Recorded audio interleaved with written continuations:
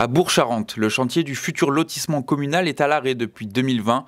Les premiers coups de pelleteuse ont mis au jour un cimetière médiéval de plus de 500 sépultures. Depuis septembre, l'INRAP mène un chantier de fouilles pour étudier cette nouvelle découverte exceptionnelle.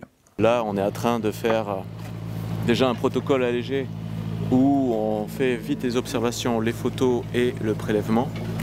Dans ces tombes, nous avons généralement des individus en position primaire, inhumés seuls dans leur fosse, ou deux dans une fosse, voire trois.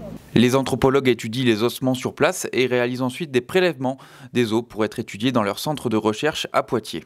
On va repérer tout ce qui a pu venir perturber le squelette depuis sa mise en terre, depuis son inhumation. Là, on regarde tout d'abord ce qu'on appelle la maturation osseuse. On va regarder la fusion des extrémités que vous avez sur les os longs dans un premier temps. Si c'est fusionné, on va regarder un peu ce qui se passe au niveau du bassin et notamment ici au niveau de la crête iliaque.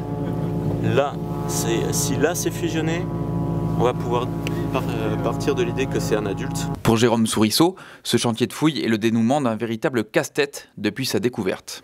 Je m'en serais passé quand même, je ne veux pas vous le cacher, que la vie aurait été plus simple, parce que ça m'a bien empêché de dormir quelques nuits.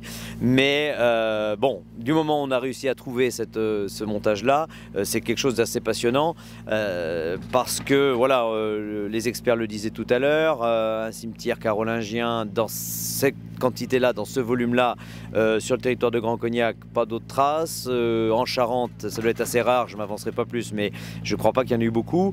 Donc ça conforte l'idée que Bourg-Charentes était une châtellenie extrêmement importante, hein, on a des écrits là-dessus, et que le village déjà avait une vie assez dense, avec une population assez dense.